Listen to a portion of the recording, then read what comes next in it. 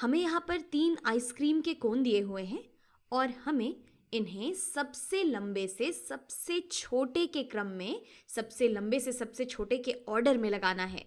तो अगर हम इन तीनों आइसक्रीम्स को देखें तो ये वाला जो आइसक्रीम कोन है ये मुझे सबसे लंबा दिख रहा है, तो इसे मैं सबसे पहले रख दूंगी। और इसके बाद तो बाकी दोनों अपने आप से लाइन में आ गए। ये वाला जो आइसक्रीम कोन है ये दूसरे नंबर पे लंबा है और ये वाला आइसक्रीम कोन हमारा सबसे छोटा है।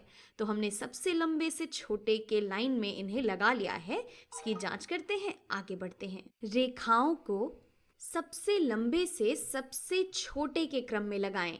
हमें सबसे लंबी वाली लाइन को सबसे ऊपर रखना है और सबसे छोटी लाइन को सबसे नीचे। तो यहाँ ठीक उल्टा रखा हुआ है। यहाँ पे सबसे छोटी लाइन सबसे ऊपर है और सबसे लंबी लाइन है सबसे नीचे।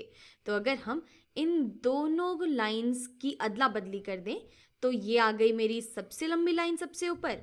और अब अगर नीचे देखें तो इन दोनों लाइनों में ये वाली लाइन अभी भी लंबी है, तो इससे भी हमें ऊपर करना होगा। तो इसे मैं एक जगह ऊपर ले जाती हूँ। तो अब यहाँ पर हमारी सबसे लंबी लाइन सबसे पहले आ गई है, फिर उससे छोटी लाइन और फिर सबसे छोटी लाइन। आगे बढ़ते हैं।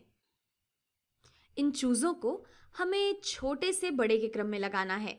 तो इन तीनों में ये वाला जो चूज़ा है ये सबसे छोटा दिख रहा है, मैं इसे आगे ले आऊँगी। अब इन दोनों में ये वाला चूज़ा ज़्यादा छोटा है, इसे मैं इधर ले आऊँगी और ये आ गया हमारा सबसे बड़ा चूज़ा। तो छोटे से लंबे के क्रम में हमने इन चूज़ों को लगा लिया है। इसकी भी जांच करते हैं, ये भी सही है।